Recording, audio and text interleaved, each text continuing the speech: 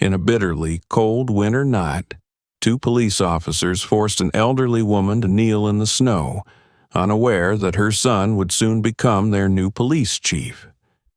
How will he confront their abuse of power and bring justice to such a corrupt system?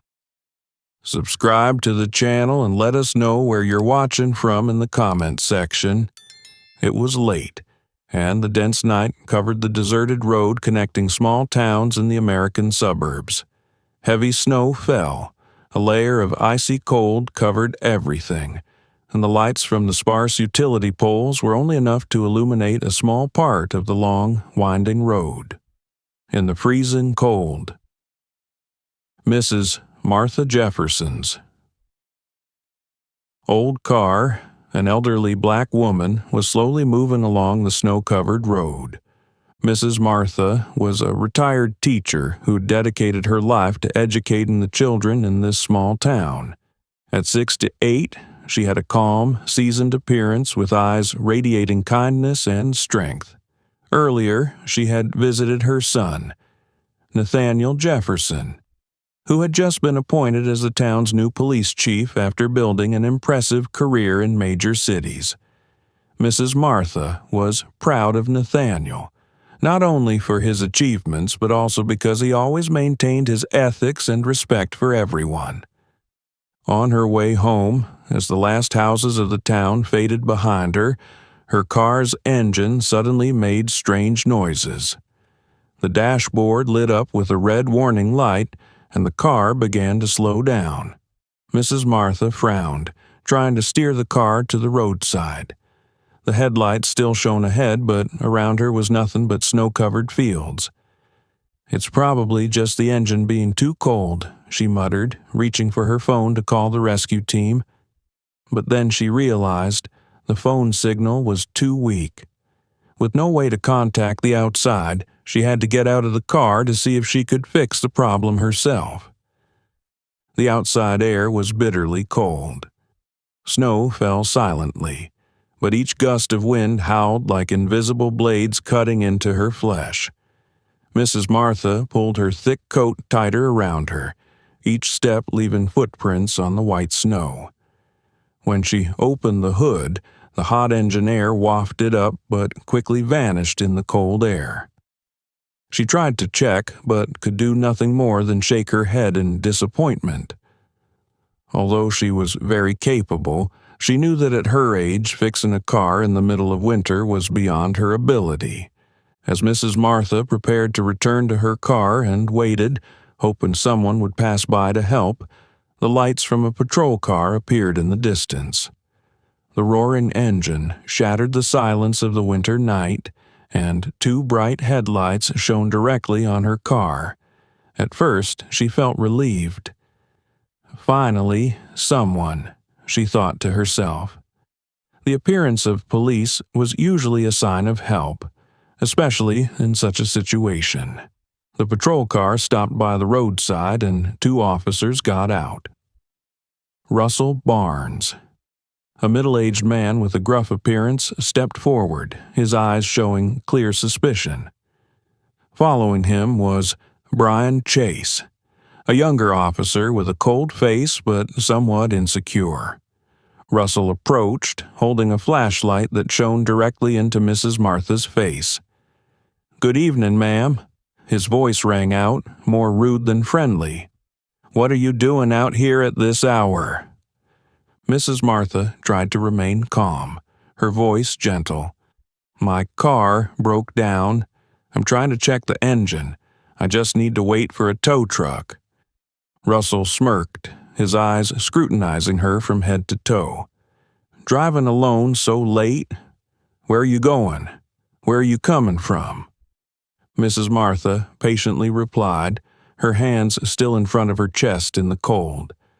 "I just came back from visiting my son. I live on the outskirts of town." Brian stood behind, muttering to Russell loud enough for Mrs. Martha to hear. "That's really strange. Who would be out alone like this? Something's not right." Russell turned back, nodding slightly, his face full of suspicion. Instead of asking more questions, he pointed to the snow. "All right, ma'am. Stand over there a bit so we can check your car. But first, kneel down to ensure you're not posing any danger." Mrs. Martha froze. His words felt like a punch to her self-esteem. "I kneel down? Why?" she asked, trying to stay calm. Russell shrugged, offering a thin smile. "It's just procedure, to make sure you're not doing anything stupid." She looked straight into Russell's eyes, feeling the contempt and abuse of power in every word he spoke. But she knew her situation well. She didn't want things to get worse. Gritting her teeth, she slowly knelt on the cold snow, feeling the chill pierce through her knees and into her flesh. Brian pulled out his phone, started recording, and laughter echoed behind her. In the darkness and biting cold, Mrs. Martha closed her eyes, telling herself that it would pass, but Brian's mocking laughter echoed behind her like sharp blades cutting into her self-esteem. The cold wind bit into her flesh, but the greater chill came from the disdainful attitudes of the two men standing before her. Russell leaned against the patrol car, watching Mrs. Martha kneel in the snow like a spectacle. "Come on, ma'am," he said sarcastically. "Don't be so tense. We're just doing our job. It'll be over soon."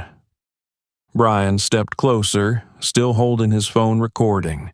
He bent down to her level, a smirk showing his amusement.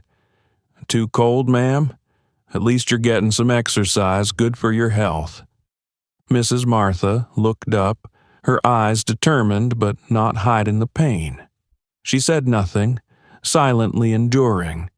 Years of living in a generation facing injustice had taught her that sometimes patience was the only way to survive. But today, that patience felt like a dagger, cutting deep into her self-respect.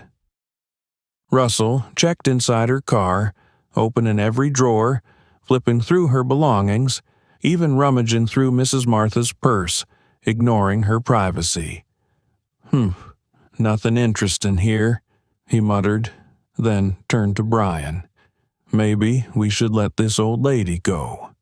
Not worth the time." But before leaving, Brian couldn't resist adding one last remark, as if to assert his dominance. "Next time, be more careful, ma'am. Alone out here at night, who knows what dangers you might face?" They laughed as they got into the patrol car, leaving Mrs. Martha alone, kneeling in the snow.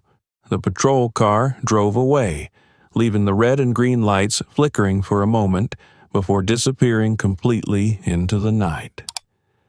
Mrs. Martha slowly stood up, each joint aching from the freezing cold. Snow clung to her knees and hands. She walked toward her own car, her breath heavy in the cold air. Her heart throbbed, not from the cold, but from the injustice she had just experienced. With slow steps, she turned back to the car, closed the door tightly, and sat silently in the driver's seat. Looking through the windshield, she saw only the long, empty stretch of white snow, as desolate as her own feelings. Painful memories from her youth flooded back, contempt, cold stares, and harsh words she had endured. She had thought those days were over, that things had changed. But tonight, she realized that sometimes old wounds could still reopen. Her stream of thought was interrupted by a light flashing from her phone. The signal had just returned. She immediately called a tow truck and then, with unusual caution, called Nathaniel. When her son's warm voice echoed on the other end, she didn't speak right away. A moment of silence enveloped, then she spoke, her voice low but trembling. "Nathaniel, Mom needs to tell you about what happened tonight." On the other end, Nathaniel listened to his mother's trembling voice, each word making his blood boil. He tried to stay calm, asking for details about what had happened. When Mrs. Martha finished her story, He felt a lump tighten in his chest. Not just because she was his mother, but because she had to endure undeserved humiliation from those who were supposed to protect her. "I'll handle this, Mom," Nathaniel said, his voice low but resolute. "Don't worry. Just rest, and I'll take care of everything else." Hanging up, Nathaniel sat quietly in his office, his hands clenched so tightly his knuckles turned white. The quiet night enveloped him, but in his mind, images of his mother kneeling in the snow replayed like an endless nightmare. He knew that what she had described wasn't just a personal story, but a manifestation of a system that was rotten from within. Nathaniel didn't waste another minute. He called the department's technical team requesting data extraction from the dash cams of all patrol cars operating in the area the previous night. The technical team, though slightly surprised by the sudden request, quickly complied. Soon after, the video clips were sent to Nathaniel's computer. When he pressed play, the scene that unfolded made his heart race. In the glaring headlights, he saw his mother, a small, huddled figure in a coat, kneeling on the cold snow. Russell Barnes's sarcastic voice echoed in the footage, mixed with Brian Chase's mocking laughter. Every insult, every action of theirs was clear in the video. Nathaniel didn't need any more evidence. He knew exactly what to do. The next morning, at the police department, Nathaniel walked into the large conference room where the entire town's police force had gathered to welcome their new chief. Dressed in a neat uniform, he stepped onto the podium, his eyes scanning the faces below. Some looked at him with curiosity, some with coldness, even a touch of skepticism. But he didn't care. He was ready to send his message. "Good morning," Nathaniel began, his voice deep but weighted. "I am honored to be your new police chief. I know, for many of you, this might be a significant change, but let me be clear from the start. I am here not to maintain the old ways, but to build something better." Below, Russell Barnes sat with his legs crossed, leaning back in his chair with his familiar smug expression. Next to him, Brian Chase looked more worried, but still tried to maintain a calm demeanor. Both were unaware that their actions had been exposed. Nathaniel continued, his voice more determined. "In the coming days, I will begin reviewing all operations of the police department, from patrolling to how we interact with the community. There will be no place for abuse of power, discrimination, or any actions that undermine the public's trust in this force.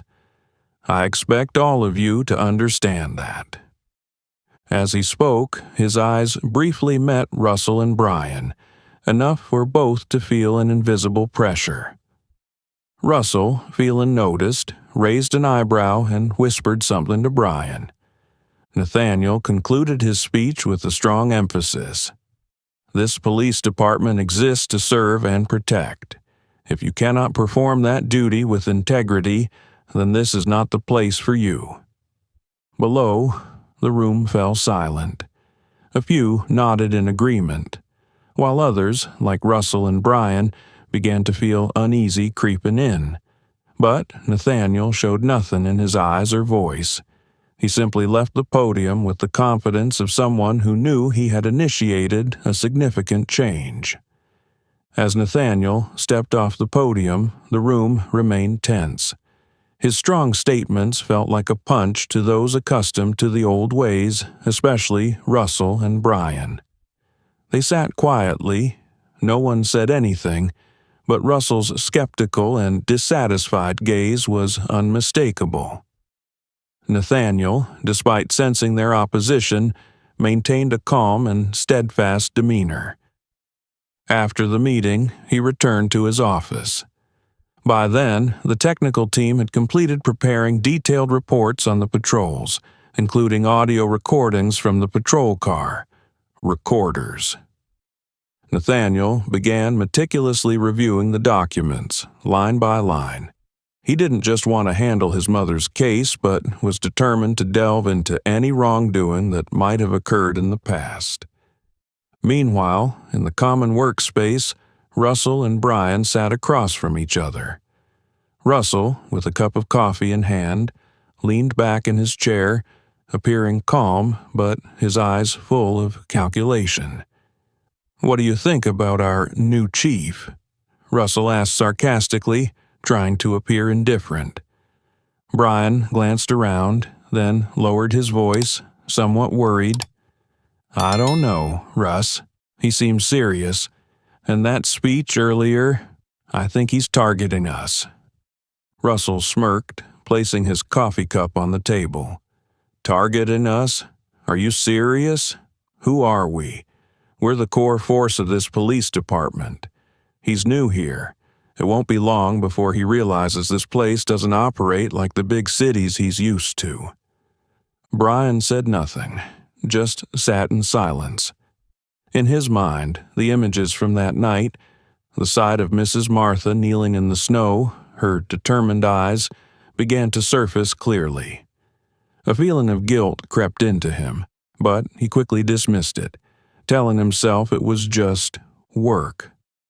Nathaniel continued working tirelessly throughout the afternoon, and the more he reviewed the data, the more suspicious signs he found regarding Russell and Brian's behavior.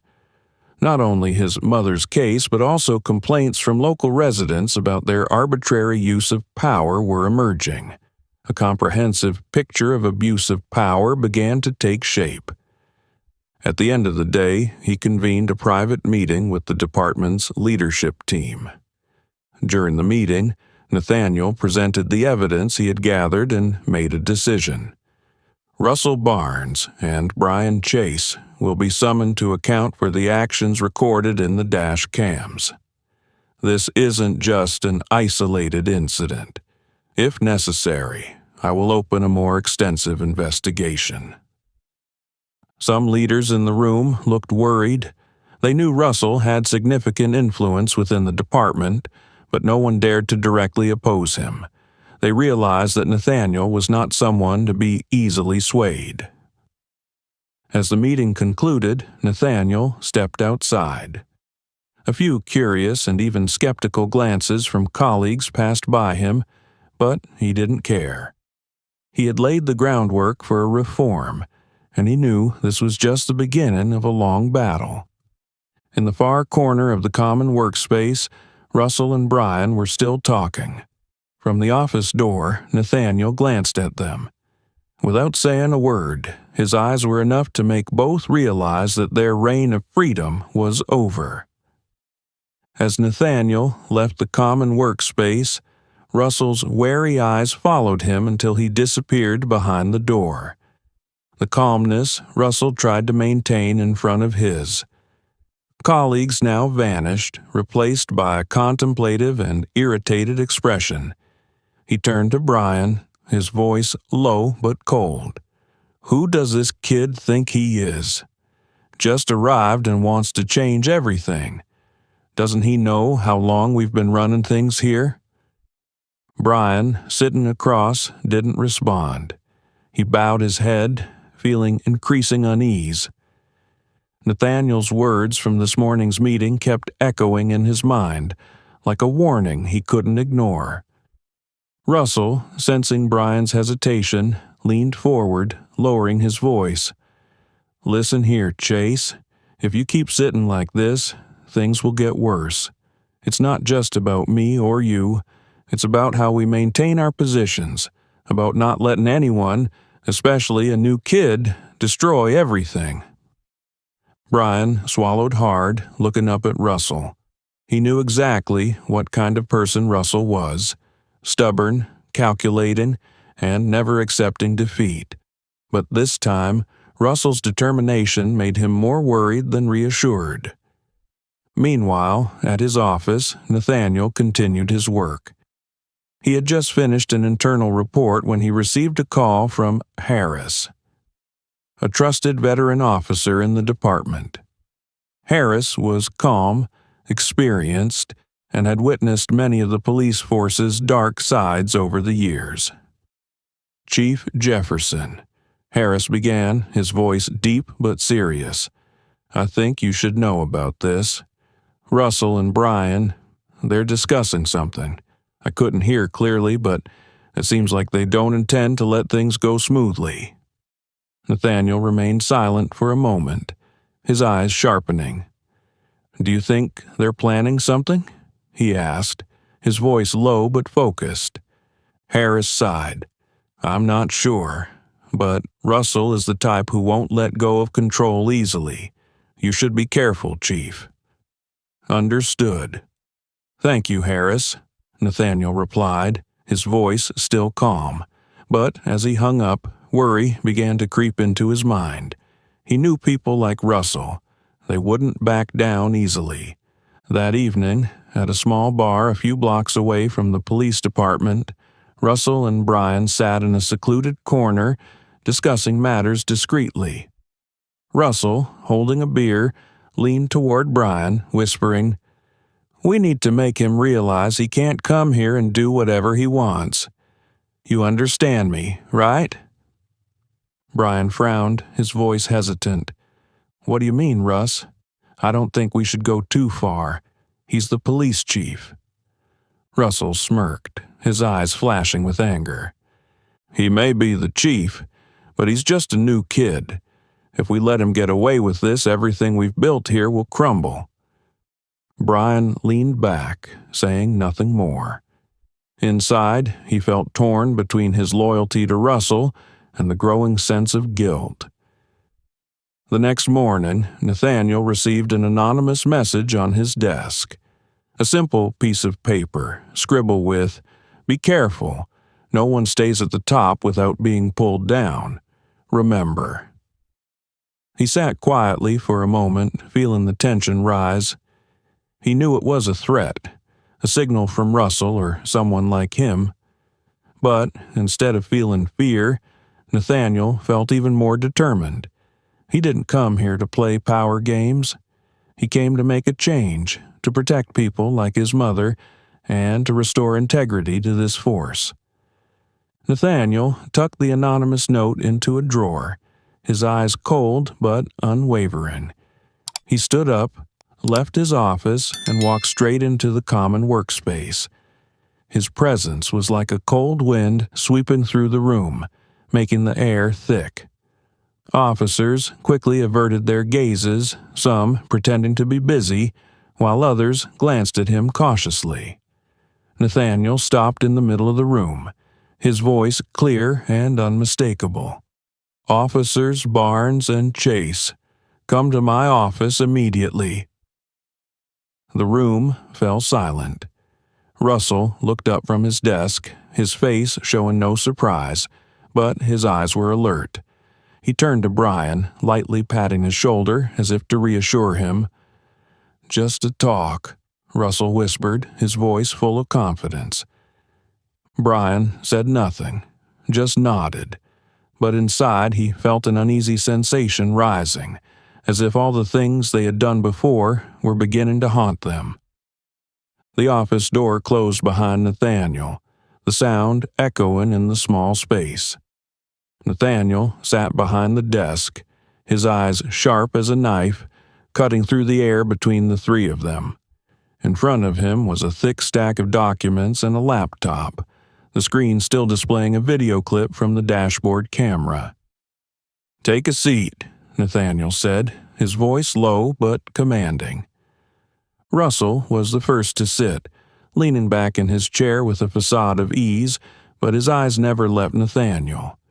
Brian sat down beside him, his back slightly hunched, clearly feeling immense pressure. Nathaniel didn't rush to speak. He let a few seconds of silence linger, his gaze sweeping over both men, as if to emphasize that they couldn't escape what was about to happen. Finally, he pressed play on the laptop, and the sound from the video filled the room. "Kneel down. This is just procedure." "Too cold, ma'am. At least you're getting some exercise. Good for your health." The voices of Russell and Brian rang out clearly, unmistakable. In the video, Mrs. Martha was kneeling in the middle of the white snow, her frail shoulders trembling in the biting cold. Her endurance made the image even more heartbreaking and infuriating. Nathaniel paused the video and looked straight at them, his eyes like a knife. "Explain yourself. Do you think this behavior is acceptable?" Russell smirked, trying to maintain his confidence, though there was tension in his eyes. "Chief, we were just doing our job. There was a suspicious old lady out in the middle of the night. We had to ensure safety." Nathaniel leaned forward, hands clasped on the desk. "Ensuring safety? By making a 68-year-old woman kneel in the snow? Do you think this is ensuring safety?" Russell continued to keep a calm tone, but defensiveness was evident. "Chief, you don't understand. This area can be dangerous at night.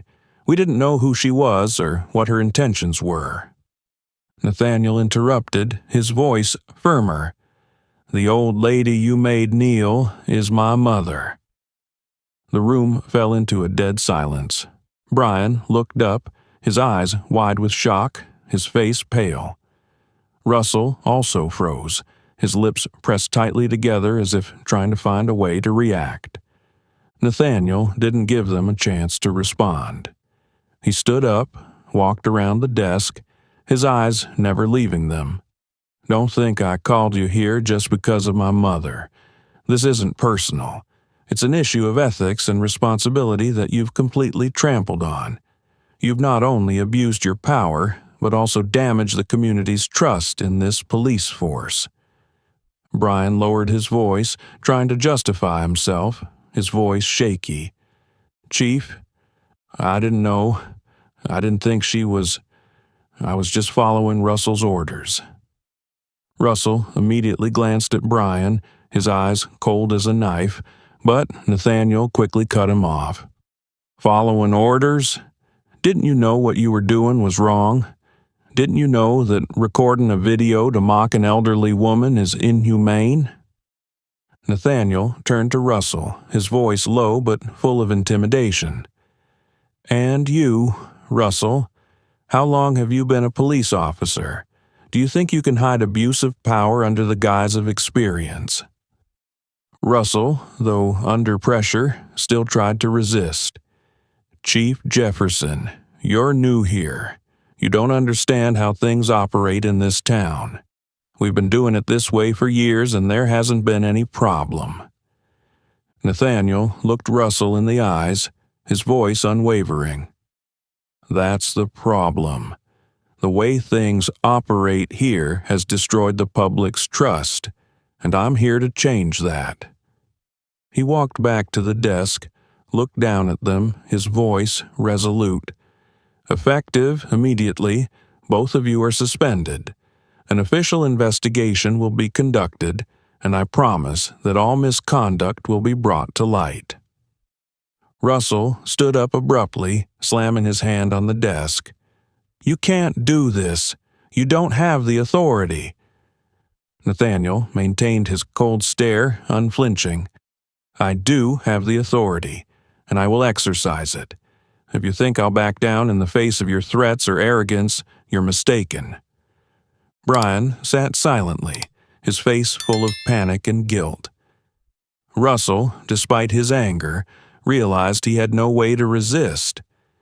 With a bitter shake of his head, he turned and dragged Brian out of the office. As the office door closed behind Russell and Brian, Nathaniel stood still for a moment, his eyes fixed on the wooden door. He took a deep breath, as if to release the tension. But he knew this was just the beginning. The decision to suspend Russell and Brian had been made, but to make this action truly meaningful, he needed to do more.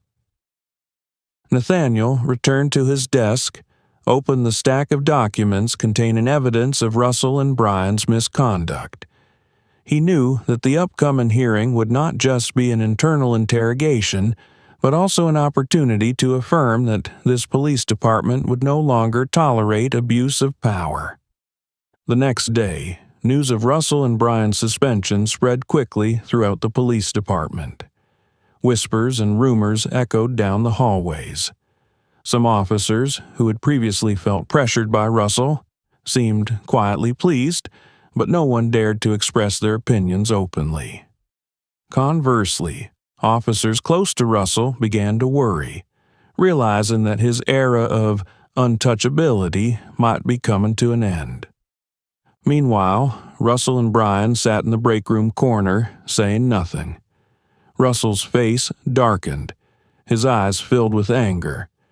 Brian, on the other hand, looked as if he was sinking into worry and guilt. Russell finally broke the silence, his voice low but filled with rage. "He wants to ruin us, but I won't let that happen. Do you hear me, Brian?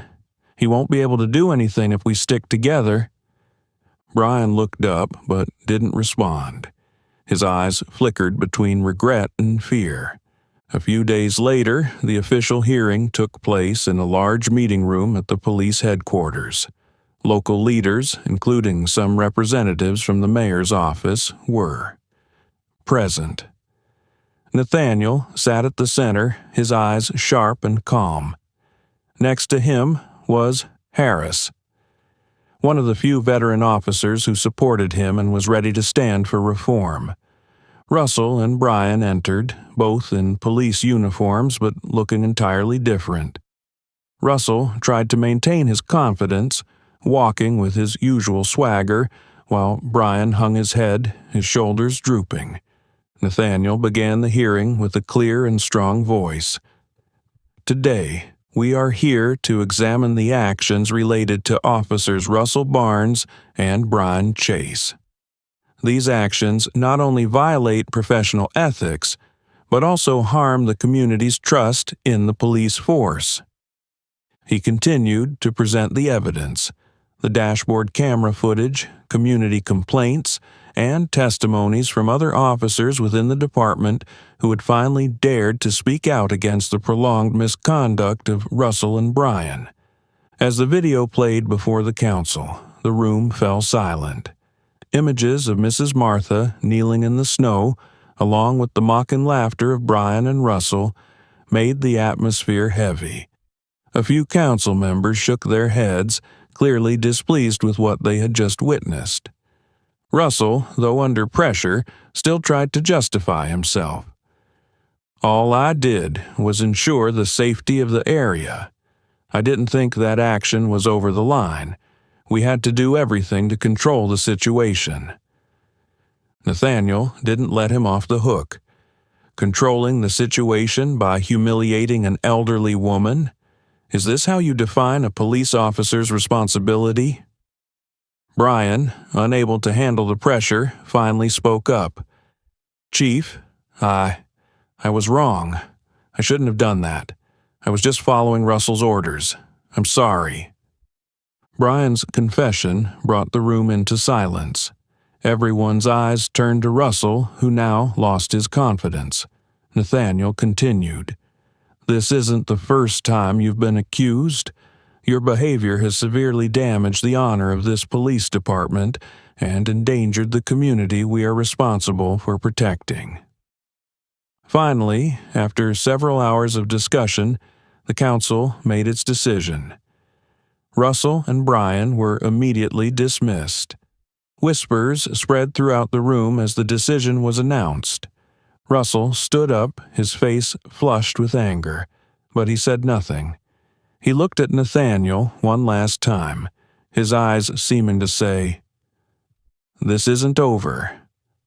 Brian, on the other hand, bowed his head and left the room without daring to face anyone. After the hearing, Nathaniel stood in his office looking out over the town. He knew that firing Russell and Brian was just the first step in a long battle to reform the system. But he also knew that through today's actions, the police department had sent a strong message. Abuse of power would no longer be tolerated. Harris entered, nodding to Nathaniel. "Chief, you did the right thing. That's what we needed." Nathaniel nodded slightly, his eyes reflecting determination. "This is just the beginning, Harris. We have much more to do." Nathaniel looked out the office window, his eyes quietly observing the snow-covered streets outside the town. Harris's words echoed in his mind. That's what we needed. But Nathaniel knew that a dismissal decision, no matter how strong, wasn't enough to completely eradicate deeply rooted issues within the system. This was just the start. Returning to his desk, Nathaniel opened a reform plan he had prepared since day one. It wasn't just a dry document, but his passion, ideas to build a transparent, honest police department focused on serving the community. A few days later, Nathaniel gathered the entire police force in the main meeting room. The room was silent as he stepped onto the podium. The atmosphere was different from the first meeting. Instead of curiosity or skepticism, there was focus and anticipation. Nathaniel began with a strong voice. "We've just gone through a difficult period. I know my decision regarding Officers Barnes and Chase has sparked various emotions, but I want you to understand one thing. This isn't to undermine anyone, but to protect the honor of this police department. And now, we will rebuild together." He continued outlining the reforms he planned to implement. 1. Retraining. All staff. Sessions on professional ethics, handling situations, and community engagement would be rolled out. 2. Independent complaint system. Nathaniel established a hotline for the public to report misconduct without fear of retaliation. 3. Enhanced oversight. All patrol cars would be equipped with new dashboard cameras, with data stored and regularly reviewed by an independent unit. 4. Community collaboration. Regular meetings with residents would be organized to listen to their opinions and build trust. When Nathaniel finished speaking, the room fell silent. Some officers exchanged glances, clearly unaccustomed to the new way of working. But among them, Harris was the first to nod, and gradually many other officers began to agree. In the following weeks, Nathaniel began implementing his plans. Training sessions were held in the department's conference room, with experts on professional ethics and conflict resolution skills participating. Many officers, initially reluctant, gradually recognized the value of change. Nathaniel also frequently went out into the community, meeting residents in the town. He listened to their stories, from minor concerns to injustices they had endured. One evening, during a community meeting, an elderly woman stood up to speak. "We've lost trust in the police force for a long time, but now I think we have hope. Thank you, Chief Jefferson." Her words were a confirmation that Nathaniel was on the right path, even though the road ahead was still full of challenges. However, not everyone was ready to embrace the change. Some officers, accustomed to the old ways, felt uneasy with the new regulations. Whispered conversations began to emerge. "How long do you think this will last?" "Wait.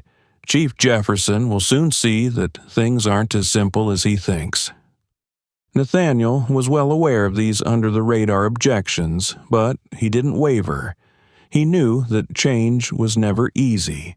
Meanwhile, on the other side of town, Russell Barnes sat in his home, eyes full of resentment. After being fired, he gradually became isolated.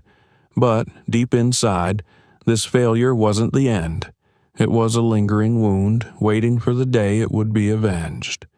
Brian, in stark contrast, left town, cutting off most contact with his former colleagues.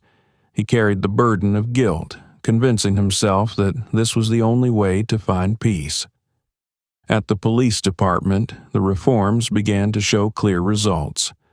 A few months later, community complaints had significantly decreased. Community meetings became lively, with many people feeling more comfortable working with the police. Harris, during a work session, said to Nathaniel, "Chief, I never thought I'd see this day. It's been a long time since I've seen the community truly trust the police force." Nathaniel smiled, his eyes reflecting satisfaction but also determination. "We're just getting started, Harris. There's still much to do, but at least we're on the right path." A few months later, one evening, Nathaniel sat with Mrs. Martha in her small home.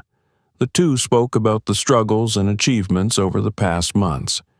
Mrs. Martha placed her hand on her son's, her eyes full of pride. "Nathaniel, you've accomplished things no one thought possible. But I know you didn't do this just for me, but for everyone." Nathaniel looked into his mother's eyes, feeling the strength and boundless love she had given him. "Mom is why I started, but the people of this town are why I continue. We can't change the past, but I believe we can build a better future." Nathaniel Jefferson's story is not just a journey confronting injustices, but also a testament that real change begins with courage and determination. He proved that even in the most corrupt systems, there is hope for rebuilding, if someone is willing to stand up, not just for themselves, but for those who cannot protect themselves. Nathaniel never stopped fighting to turn the town's police department into a symbol of integrity, where professional honor and community trust were paramount. More than anything, he did it not just to protect his mother, but to protect all the citizens who once felt voiceless. This story reminds us that justice is not a distant ideal, but something we must build together every day. It lies in how we treat each other, in not turning a blind eye to wrongdoing, and in always standing up for the truth. If you feel inspired by this story, take a moment to think about how you can contribute to creating a fairer world. And if you want to continue following meaningful stories like this one, don't forget to subscribe to the channel so you don't miss future content. Thank you for joining, and always believe that a small action of yours can make a huge difference.